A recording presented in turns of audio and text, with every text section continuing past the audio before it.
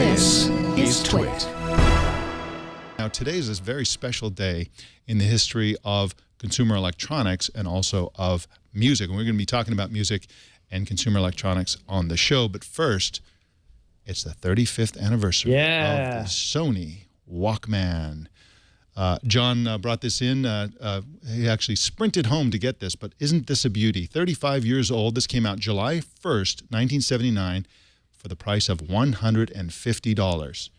And inside of this thing is a strange object of interest here. I don't know what this is, but it seems to have some sort of tape or something inside. Anyway, this is the original Sony Walkman, and a lot of people draw a direct line between this, Jason Heiner, and the iPod, and then the iPod to the iPhone and so on, and then the music services we had today. Did you own one of these at some point?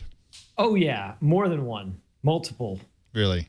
Yeah. Yeah. I mean, it was great. It was one of those things that it was one of the first devices where it was that kind of like pocket or at least clip on your belt kind of device that, you know, where you took your electronics with you. And, you know, it was iconic, obviously. You know, you carry that around. It was also sort of predated this idea of technology as fashion, right? As a bit of a fashion statement. Meaning you carried that around. People noticed, like, you know, you were kind of technical, you were kind of techie if you were one of the first ones carrying one of these things.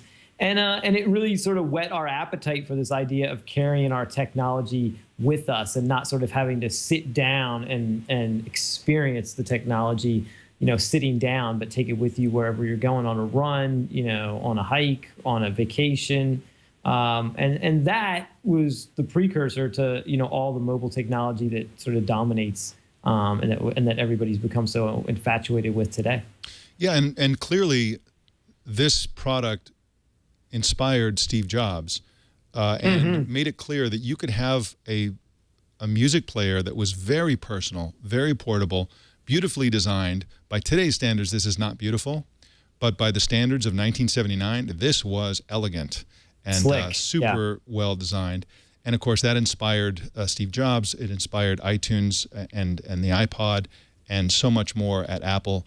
In fact, a lot of people don't realize that Steve Jobs' uniform of the turtleneck sweater was based on the uniforms that Sony employees used. He idolized and really lionized Sony as a company for their design sensibility. And he actually proposed that Apple employees wear uniforms. Everybody around him shot that idea down completely, but he went ahead and wore a uniform himself, again, based on Sony. So it's really an interesting day in the history of technology. 35 years ago today, $150.